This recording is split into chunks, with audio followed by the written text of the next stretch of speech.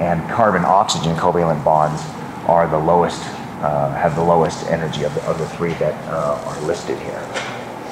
And if you understand and memorize this hierarchy of potential energy in the three types of covalent bonds, a lot of concepts that you've heard in other contexts will make more sense. For instance, you know that fats are very high-calorie foods, which in this context means that they have a lot of potential energy stored in the covalent bonds of the fat molecules. Well, let's remember what fats and oil molecules are. Those are triglyceride molecules, which look something like this. And if you look at the structure, it has a heck of a lot of the high-energy carbon-hydrogen bond. It's really loaded up with those high-energy bonds. And the ones that aren't carbon-hydrogen bonds, for the most part, are the medium-energy bonds. And yeah, there are a few of the low-energy carbon-oxygen bonds, but they're a pretty small percentage of all the bonds in the molecule. So it's definitely dominated by these two, and especially the highest ones, which explains why fats are such high-calorie molecules. You don't have to know the exact number, but if you take a nutrition class, it comes out to 9 calories for every gram of fat, which is that's a lot of energy. Now, compare that to carbohydrates. The molecule that most carbohydrates are made out of is glucose. And if you look at the glucose, it has all three types of bonds, just like we saw in the triglyceride molecule, but it's more of an even mixture of the two. The number of the high-energy carbon-hydrogen bonds is about equal to the number of the lowest energy carbon-oxygen bonds, and a smattering of the carbon-carbon. So it definitely has some energy. Glucose definitely has some energy, but the high energy bonds don't dominate, so it's not as energy rich as the triglyceride molecules. And again, you don't have to memorize this exact number, but if you look at the calories in carbohydrates, they are about half of what you find per gram as you find in fats and oils in the triglyceride, because you just don't have as many of the high energy bonds there. All right, now this slide was part of that metabolism chart that I showed you last week. The basic idea here is that cells are full of thousands of different organic molecules, and those organic molecules aren't just floating around inside the cytoplasm of the cell. They're constantly undergoing chemical reactions, which are what the arrows represent. And remember, each chemical reaction inside a cell is carried out by an enzyme that specializes in just that chemical reaction. So in a way, each arrow actually represents the enzyme that's changing all these molecules around into each other. Well, when molecules undergo chemical reactions, they're changing their covalent bonds. The whole idea of a chemical reaction is the molecule is changed in some way, which means that the molecule might be changing some carbon-oxygen bonds into carbon-hydrogen bonds, or maybe carbon-hydrogen bonds are becoming carbon-carbon bonds. These bonds will change as the molecules change. And therefore, the molecules can undergo changes in their chemical potential energy. In other words, they can undergo spontaneous or non-spontaneous reactions. We can discuss any given chemical reaction as being either spontaneous or non-spontaneous, depending if it's gaining or losing potential energy. And just to give an example of that, let's use this molecule.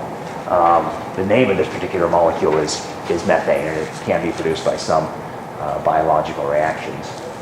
All right, so if we start off with a methane molecule, and let's see, this happens to it. Was that a spontaneous, or, well, I'll just say, did the molecule gain or lose potential energy? It lost potential energy, that's right. It was, so that made it a spontaneous or downhill reaction. And here's the way to think about that. The molecule to begin with had 4 of these energy-rich carbon-hydrogen bonds, and yet it only ended up with 3 of them because one of them was replaced by a much lower energy carbon-oxygen bond. So when doing diagrams like this, I would say just focus in on the bonds to the carbon atoms. That's what will lead you to the correct answer. And so almost think of this carbon atom as owning 4 charged up batteries, 4 high energy carbon hydrogens. But it lost one of those high energy bonds. Go back. It lost one of those high energy bonds and converted it to a carbon oxygen bond. In other words, it drained one of its batteries. And so yes, that's going to be a loss of potential energy for the molecule. And that makes it a spontaneous or an exergonic reaction. Now, when discussing changes like this, the changes in the molecule and focusing in on the changes of what bonds are connected to the carbon, I've made this energy scale here where the molecule can be gaining potential energy if it moves anywhere up this. If it's carbon oxygens become carbon carbons or carbon hydrogens, or it's carbon bonds become carbon hydrogen bonds. That's all an uphill gain in potential energy. Or oppositely speaking, if the reaction is such that the carbon hydrogen bonds turn into a carbon oxygen, or a carbon carbon turns into a carbon oxygen, or a carbon hydrogen turns into a carbon carbon. Anything downhill in the energy scale is going to be a spontaneous loss of potential energy for the molecule. And we can use the term oxidation and reduction. Oxidation is anything that's going downhill on this energy scale for the molecule. And when we talk about a reduction, being anything that's going uphill on the potential energy scale for the molecule. Now, in chemistry class, you probably talked about oxidation and reduction in terms of chemical reactions in general, whether they apply to carbon atoms or not. And so this is really sort of a specialized usage of these terms. I was really focusing in on just carbon atoms when I'm using these terms here. But that being said, oxidation, if you focus on just the organic molecules, oxidation reactions always decrease the potential energy, and reduction reactions always increase the potential energy. It sounds a little weird saying that a reduction is going to increase something, but it is increasing the potential energy of the carbon atom. All right, and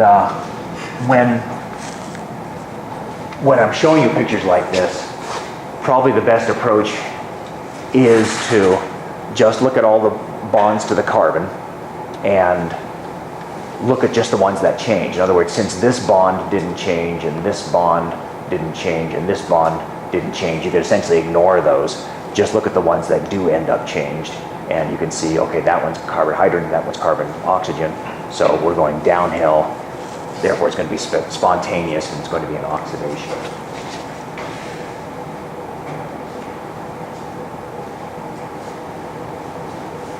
All right, here's,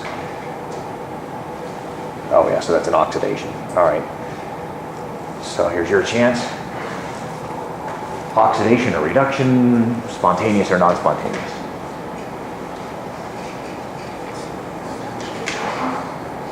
So like oxidation or reduction?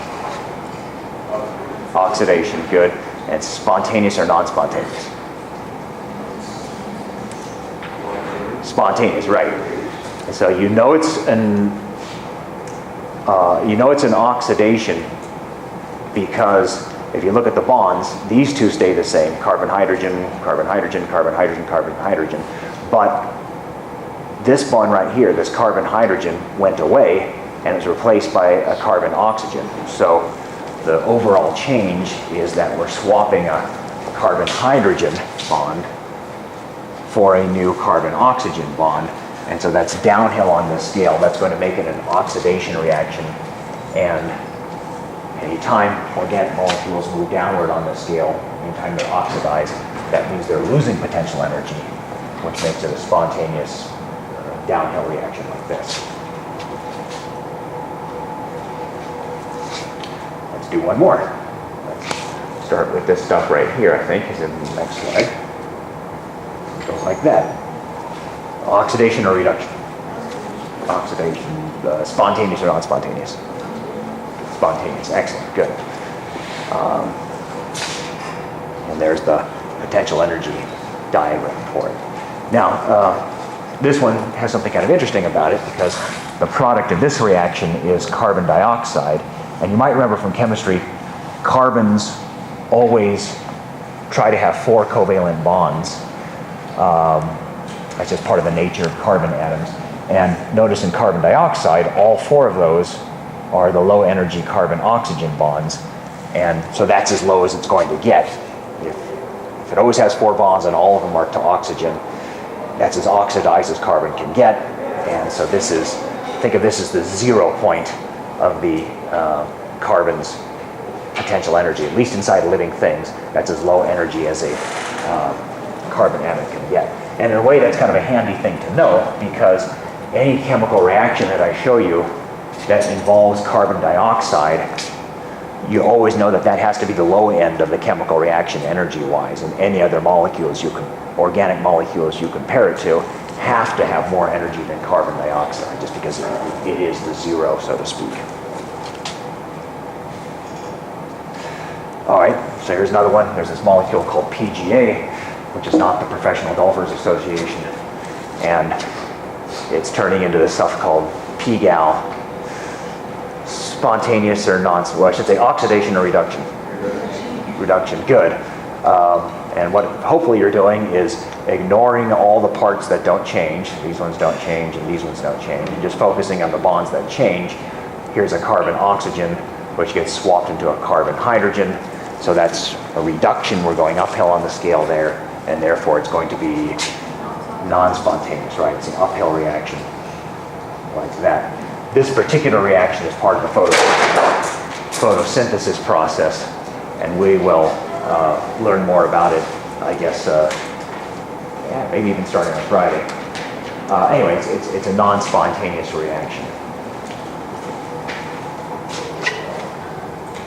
And how about this one?